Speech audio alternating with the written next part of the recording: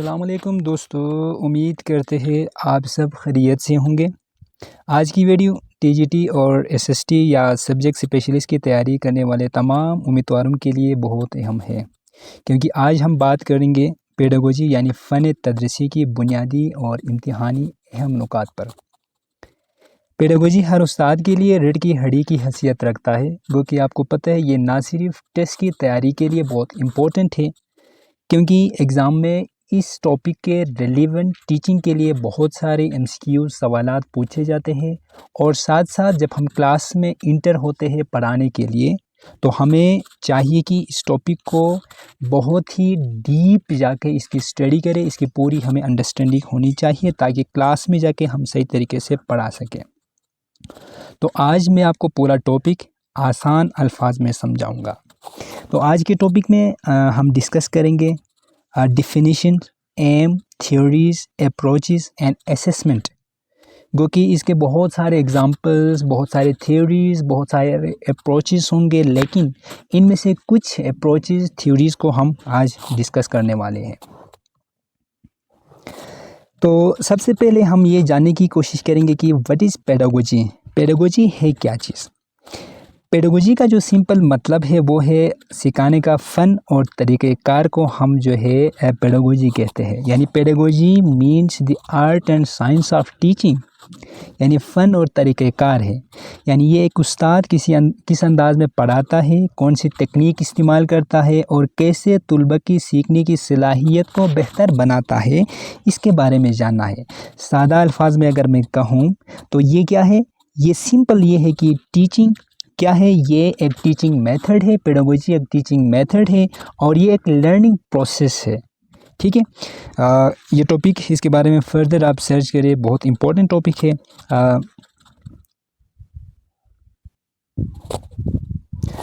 आगे बढ़ते हैं। एम ऑफ पेडागोजी, यानी पेडागोजी के एम क्या है। तो वैसे भी बहुत सारे थिंकर्स ने, बहुत सारे एजुकेशनिस्ट ने इसके मुख्तलिफ अंदाज से इसकी एम्स बनाए हैं।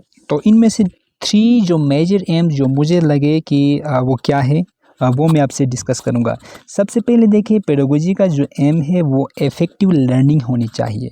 यानी तुलबा को ऐसे पढ़ाना कि वो अच्छी तरह से समझ सके, जो आप पढ़ा रहे हैं वो इफ़ेक्टिवली हो। बच्चे स्टार्ट से लेके एंड तक जो कुछ आप समझा रहे हैं, जो कुछ आप सिखा रहे हैं, वो सही तरीके से समझ सकें। सेकेंड अहम चीज़ ये है कि पेडागोजी का वो ये है कि स्टूडेंट इंगेजमेंट हो, कि स्टूडेंट को जो आप पढ़ा रहे हैं वो आपके साथ चले, वो आपके साथ इंटरटेन हो, वो जो कुछ आप पढ़ा रहे हैं, डिस्कस कर रहे हैं, उनसे पूछ रहे हैं, वो भी आपके साथ इंगेज रहे। ऐसा ना हो कि आप पढ़ा रहे हैं, बच्चे कुछ और सोच रहे हैं, किसी और चीज़ के बारे में थिंक कर रहे हैं, वो इंटरेस्ट नहीं ले रहे, तो वो स्टूडेंट इंगेजमेंट नहीं है। आप स्टूडेंट के ऊपर भी फोकस करें कि क्लास में बच्चे दिलचस्पी के साथ आपके साथ लेक्चर, आपके क्लास को एंजॉय कर रहे हैं या नहीं कर रहे, वो पूरे चीज़ को आपने देखना होता है। थर्ड जो है वो है better understanding of child psychology. आप पेडागोजी का मतलब ही यही है कि आप जिस क्लास को पढ़ाने जा रहे हैं उसमें बच्चों को जो चाइल्ड की जो साइकोलॉजी है उसको आपने अंडरस्टैंड करना है, जैसा कि उनके मेंटल लेवल क्या है। ठीक है, बच्चों की जहनी सतह, उनकी उम्र, उनकी दिलचस्पी और सीखने की रफ्तार को समझ के आपने पढ़ाना है। ऐसा नहीं कि आप खुद से पढ़ा रहे हैं। हम अक्सर इस तरह करते हैं कि अपने लेवल के हिसाब से हम फॉर एग्ज़ाम्पल प्राइमरी के बच्चों को पढ़ाना ज़्यादा मुश्किल होता है एज़ कम्पेयर टू जो बड़े बच्चे हैं, हायर क्लासेस के जो बच्चे हैं इनको, क्योंकि छोटे जो बच्चे हैं इनको समझाना मुश्किल होता है। हम क्लास में जाके अपने हिसाब से, अपने लेवल के हिसाब से इनको पढ़ाते हैं और बाद में जब हम उनसे पूछते हैं तो उनको समझ नहीं आ रहा होता है। तो हमें ये लगता है कि बच्चों को समझ नहीं आ रहा है। एक्चुअल क्या है, एक्चुअल ये है कि हमने इनकी मेंटल लेवल के हिसाब से पढ़ाया नहीं है और बच्चों को समझ में नहीं आया। अगर हम इनकी मेंटल लेवल को देखेंगे, उसको समझेंगे, साइकोलॉजिकल जो एस्पेक्ट्स हैं इनको समझ के पढ़ाएंगे, तो यकीनन जो है हमारी जो पूरा जो टीचिंग है वो बेहतर होगा। और वो बेहतर कैसे होगा, जैसे कि मैंने आपको बताया कि पेडागोजी को हमने बहुत अच्छे तरीके से समझ के हमने जो है पढ़ाना है। नेक्स्ट में जो है टीचिंग अप्रोच। वैसे आपको पता है बहुत सारे टीचिंग अप्रोचेस हैं, इनमें से जो है 3-4 मैं आपसे डिस्कस करूंगा, जैसा कि जो है टीचर सेंटर अप्रोच है, स्टूडेंट सेंटर अप्रोच है, करिकुलम सेंटर अप्रोच है, या आप जो है टेक्स्ट सेंटर अप्रोच आप कहें, ट्रेडिशन, बिहेवियर, ये तमाम चीज़ें बहुत सारे जो है इस तरह सेंटर अप्रोचेस है। इनमें से देखो जो दो जो बहुत ही अहम क्लास में जो अहम है वो एक है स्टूडेंट सेंटर, दूसरा है टीचर सेंटर अप्रोच। वो क्या है देखिए ना, पहला जो है हमारे पास टीचर सेंटर अप्रोच है। तो इसमें क्या होता है, असातिज़ा या कोई भी उस्ताद क्लास में इंटर होके बोलता है, किसी भी टॉपिक को डिस्कस करता है। जो तुलबा है, स्टूडेंट बैठे हुए हैं, वो सिर्फ सुनते हैं। जैसा कि इसका एक बेहतरीन मिसाल ये है कि लेक्चर मेथड है। लेक्चर मेथड, और इसको जो है ट्रेडिशनल मेथड भी कहा जाता है, कि उसमें जो है ज़्यादा बच्चे होते हैं या कम भी बच्चे होते हैं, तो एक स्टूडेंट जाके एक टीचर जाके एक टॉपिक अनाउंस करता है, फिर इसके बारे में अपने लिए लेक्चर देता है। बच्चे पैसिव नहीं होते, बच्चे जो है एक्टिव नहीं होते, वो सिर्फ सुन रहे होते हैं। टीचर जो है एक्टिव बोल रहा होता है, वो पैसिव सिर्फ ले रहे होते हैं। तो इसमें जो है ऐसा भी नहीं है कि लेक्चर मेथड बहुत ही बुरा है, बुरा नहीं है, अलबत्ता बहुत ही अच्छा भी है। इसके जो है एडवांटेजेस भी बहुत ज़्यादा है, और इसमें ख़ासकर यूनिवर्सिटी में, और अगर आपके पास स्टूडेंट की जो तादाद है, स्ट्रेंथ बहुत ज़्यादा है, तो लेक्चर मेथड जो है बेस्ट माना जाता है। इसमें जो है हम अच्छे तरीके से डिलीवर कर सकते हैं। दूसरे नंबर पे हमारे पास है स्टूडेंट सेंटर अप्रोच। इसमें क्या होता है, जो स्टूडेंट्स होते हैं, तुलबा होते हैं, वो एक्टिवली पार्टिसिपेट करते हैं, वो ज़्यादा इंगेज होते हैं। जिसमें क्या करते हैं, इसमें तुलबा पूरी तरह शामिल होते हैं। मसलन जो है आप कोई ग्रुप वर्क, कोई भी टॉपिक आपके पास है, आप पढ़ाने जाते हैं, तो ग्रुप में स्टूडेंट को डिवाइड करते हैं, और या तो डिस्कशन के लिए देते हैं, या जो है कोई प्रोजेक्ट बेस्ड लर्निंग इनको कराते हैं, सिखाते हैं। तो ये जो है ज़्यादा मौसर होता है। और इसमें जो है आपने देखना होता है, मॉडर्न जो टीचिंग जो प्रेफर करता है, वो भी स्टूडेंट सेंटर मेथड को ही करता है। क्यों? क्योंकि इसमें तुलबा को आपने देखना होता है कि तुलबा क्या चाहता है, उसके इंटरेस्ट किस चीज़ में है, वो किस चीज़ को डिमांड कर रहा होता है। तो इस हिसाब से अगर हम लेके जाएंगे तो ये जो है बहुत ज़्यादा इफ़ेक्टिव रहता है। और एग्ज़ाम में और क्लासरूम में भी आपको पता है, जब तक हम स्टूडेंट के इंटरेस्ट के हिसाब से नहीं लेके जाएंगे, तो फिर इसके जो है नुकसानात ये भी होता है कि अगर क्लास में 20+ 30+ बच्चे हैं, हर बच्चा अपने अपने हिसाब से, अपने अपने इंटरेस्ट के हिसाब से बोलेंगे, तो 40-50 मिनट्स में हम हर एक की इंटरेस्ट को भी लेके नहीं जा सकते। इसमें देखना होता है कि जो एक टॉपिक है, उसमें जो है कॉमन इंटरेस्ट क्या है, तमाम बच्चों में जो है कॉमन इंटरेस्ट क्या है, उसको लेके जाएंगे तो वो बेहतर होगा। तो इम्तिहान में इस तरह के सवालात पूछे जाते हैं कि कौन सा तरीका ज़्यादा मौसर है, टीचर सेंटर या जो है स्टूडेंट सेंटर अप्रोच। तो इसमें आपने सिंपल बताना है कि जो स्टूडेंट सेंटर अप्रोच है वो ज़्यादा जो है मौसर है, वो ज़्यादा जो है अहम है।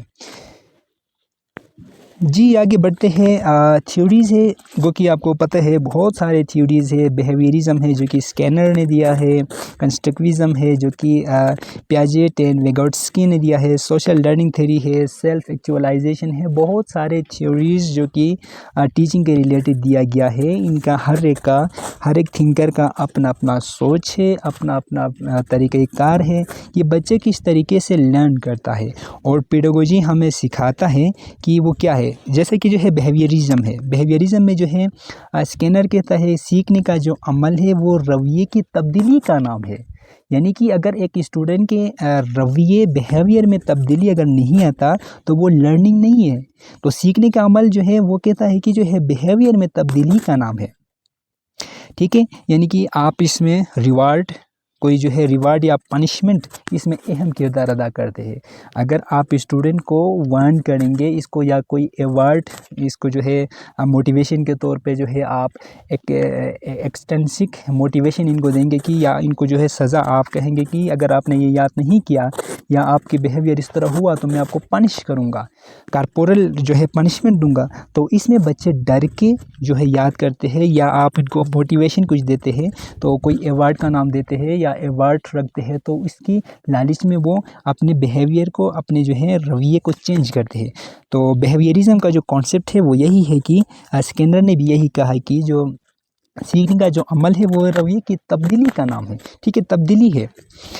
सेकंड में है कंस्ट्रक्टिविज़्म है, वो पियाजेट एंड विगोट्स्की ने दिया है, यानी कि बच्चा खुद इल्म बनाता है, टीचर सिर्फ मदद करता है। जैसे कि स्कैफ फोल्डिंग है ना, बहुत अच्छा है।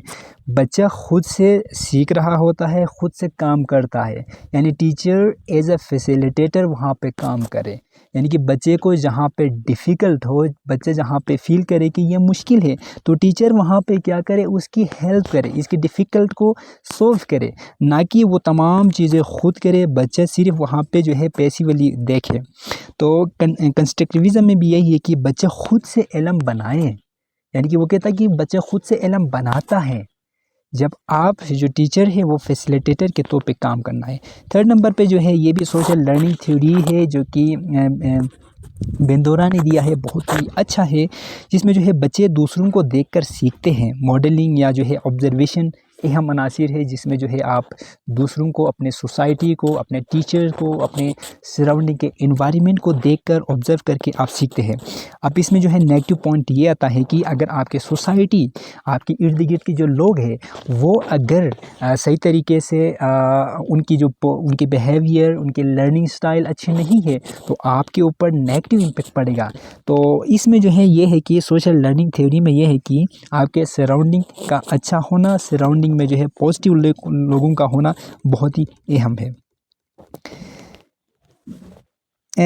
तीसरा है ब्लूम टैक्सोनॉमी। ये तो बहुत ही अहम, बहुत ही लेंथी टॉपिक है। इसके ऊपर मैंने अलग 3-4 वीडियोस बनाए हैं, क्योंकि ब्लूम टैक्सोनॉमी में जो है 3 बड़े मेजर डोमेन्स हैं। आपको पता है कॉग्निटिव डोमेन, जिसमें जो है 6 लेवल्स है, और फिर अफेक्टिव डोमेन, साइकोमोटर डोमेन 7, इसके फर्दर सब डोमेन्स है, अफेक्टिव में 5 डोमेन्स है। इनको फर्दर हम जो है दूसरे लेक्चर में हम आप देख सकते हैं, वहाँ पे मैंने हर लेवल को अलग अलग एग्जाम्पल के साथ डिफ़ाइन किया है। यहाँ पे ब्लूम टैक्सोनॉमी पेडागोजी के अंदर सिर्फ मैं जो है ब्लूम ने दिया था 1956 में, जो दिया था कि उसने लर्निंग की जो प्रोसीजर है, स्टूडेंट की जो लर्निंग है, उसको 6 बड़े डोमेन्स में इसको जो है उसने क्या किया, 6 बड़े लेवल में उसने जो है कैटेगराइज किया था, जिसमें remembering, understanding, apply, analysing, evaluate and create है। 2002 में जो है इसको रिवाइज़ किया गया है, उस हिसाब से भी आप देख लें। तो इसी तरह जो है आप ये देखें कि सबसे पहले बच्चा रिमेंबर करता है किसी चीज़ को, फिर इसको अंडरस्टैंड करता है, फिर इसको अप्लाई करता है, यानी कि पहले से नॉलेज को लाके वो कोई न्यू चीज़ के ऊपर अप्लाई करता है। अब जो है मेरे ख़्याल से रिवाइज़ के हिसाब से अप्लाई की जगह में एप्लीकेशन है। फिर एनालिसिस करता है, इवेल्युएट करता है, फिर न्यू कोई आइडिया, न्यू कोई जो है थिंग वो क्रिएट करता है।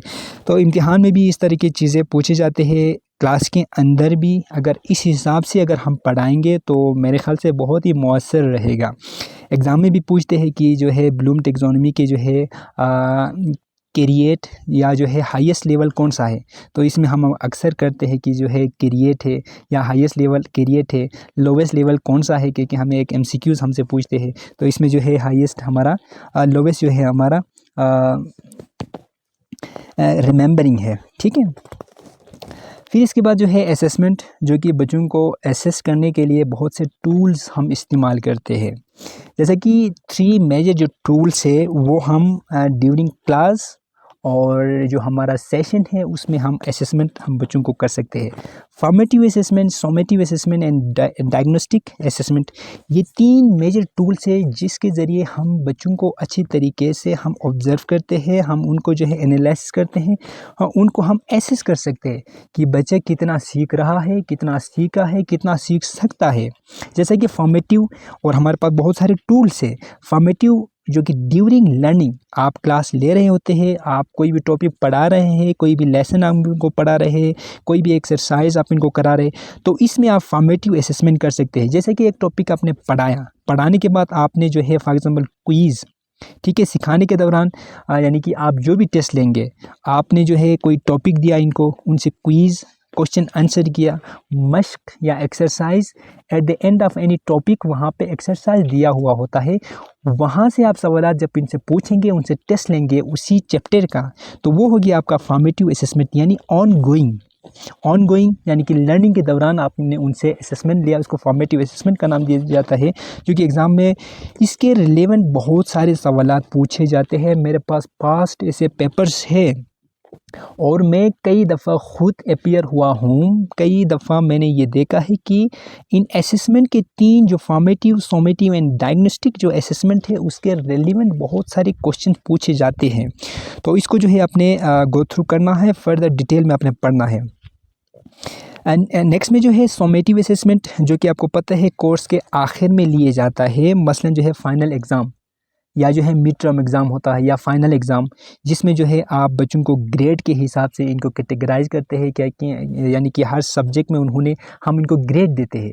वो हो गया हमारा सॉमेटिव असेसमेंट, ठीक है। हमने पढ़ाया, एक पूरा सेशन उनके साथ गुजारा, सिखाया, उनसे मुख्तलिफ हमने जो है फॉर्मेटिव उनका असेसमेंट किया और आखिर में जो है हम एक एग्ज़ाम लेते हैं, उसको हम सॉमेटिव असेसमेंट कहते हैं। डायग्नोस्टिक के असेसमेंट, उसमें जो है बच्चे की कमज़ोरी जानने के लिए हम मुख्तलिफ जो है प्री टेस्ट लेते हैं या इनसे जो है कुछ सवालात पूछते हैं। तो ये जो है डायग्नोस्टिक, जिसमें हम सिर्फ ये असेसमेंट करते हैं कि बच्चों की जो है अंदर क्या वीकनेसेस है, फिर इसके ऊपर हम काम कर रहे होते हैं। अच्छा, नेक्स्ट टॉपिक है क्लासरूम मैनेजमेंट, जो कि बहुत ही एक अहम टॉपिक है। क्लासरूम मैनेजमेंट ये एक टीचिंग का एक बहुत ही बड़ा टॉपिक है। इसमें हर टीचर को जो है क्लासरूम का जो मैनेजमेंट है वो आनी चाहिए। यानी ये क्या है, क्लासरूम में जो है मेंटेनिंग डिसिप्लिन, जो कि बहुत अच्छा है। जिस क्लास में, जिस टीचर के क्लास में शोर होगा, डिसिप्लिन नहीं होगा, वो क्या पढ़ाएगा।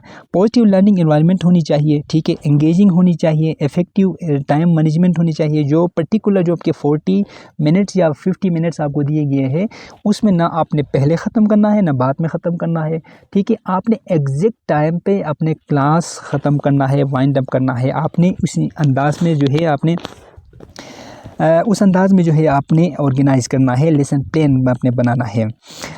और फिर इसमें जो है इंगेजमेंट, स्टूडेंट का जो है पार्टिसिपेशन बहुत लाजिम है। स्टूडेंट को जो है आपने फुली कॉन्फिडेंस देना है, उनकी जो पार्टिसिपेशन है इनको इंकरेजमेंट करना है।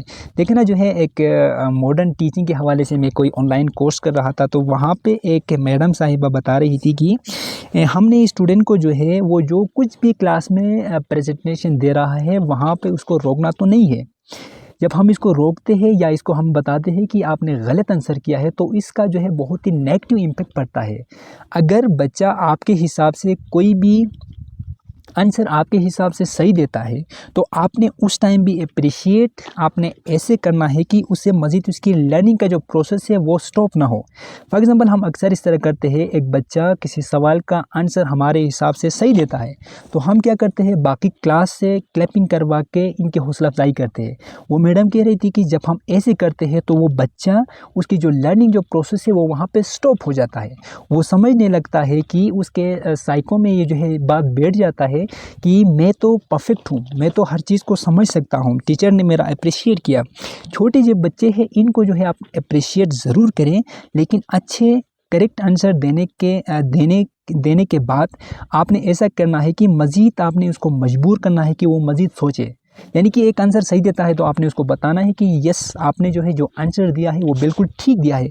दूसरे एंगल से भी सोचना, कोई ऐसा सवाल आप वहाँ पे जनरेट करें कि वो मज़ीद जो है इसके ऊपर सोच सके। अगर हम अप्रिशिएट कराएंगे, बच्चों से तालियां बजाएंगे और हम ये कहेंगे कि आपका ये आंसर है, ठीक है, बाकी बच्चों से भी कहेंगे कि इनसे जो है ये इसने जो सवाल का आंसर जो बताया है वही आपने भी याद करना है, तो वो उसकी जो लर्निंग है, वो जो बच्चे ने जो आंसर दिया है उसकी जो लर्निंग प्रोसेस है वो वहाँ पे बैठ जाता है। तो ऐसा हमने नहीं करना। अप्रिशिएट भी हम करेंगे तो उसमें जो है फ़र्दर उसके लिए मज़ीद लर्निंग का कोई हमने जो है वहाँ पे ऑप्शन छोड़ना है, ताकि वो ख़ुद से मज़ीद स्ट्रगल कर सकें।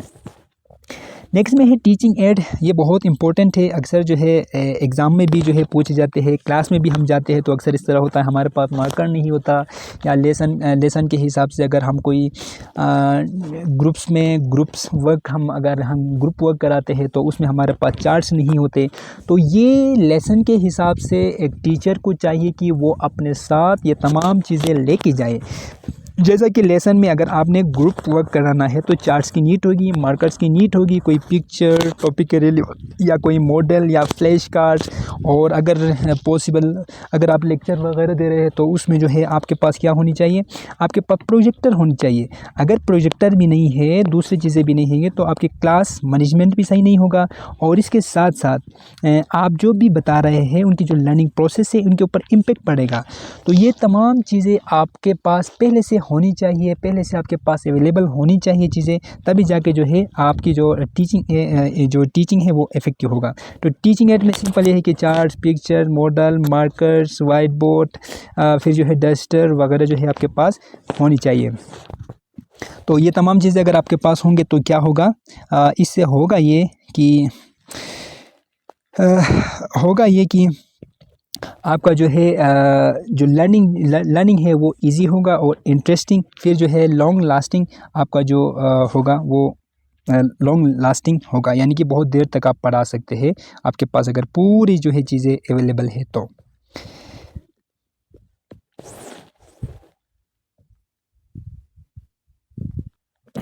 तो कंक्लूजन में ये है कि पेडागोजी जो है बैकबोन है इफ़ेक्टिव टीचिंग, आपका जो है मास्टरिंग द कॉन्सेप्ट हेल्प। अच्छा, ये जो है आपके एग्ज़ाम के लिए आपके चाहे आप टीजीटी के एग्ज़ाम दे रहे हैं, एसएसटी के एग्ज़ाम, या जो है सब्जेक्ट से स्पेशलिस्ट या टीचिंग के रिलेवेंट कोई भी अगर एग्ज़ाम आप दे रहे हैं तो इसके लिए बहुत ही इम्पोर्टेंट है। तो अगर इसके रिलेवेंट फर्दर अगर हर टॉपिक के रिलेवेंट अगर आपको लेक्चर चाहिए, आपको अगर वीडियोस चाहिए, कंटेंट चाहिए, तो आप हमारे चैनल को सब्सक्राइब करें और हमारे चैनल पे जाइए। वहाँ पे बहुत सारे हमने जो है वीडियोस बना के अपलोड किया हुआ है, वहाँ से आप फ़ायदा उठा सकते हैं। अल्लाह हाफिज़, नेक्स्ट टॉपिक तक।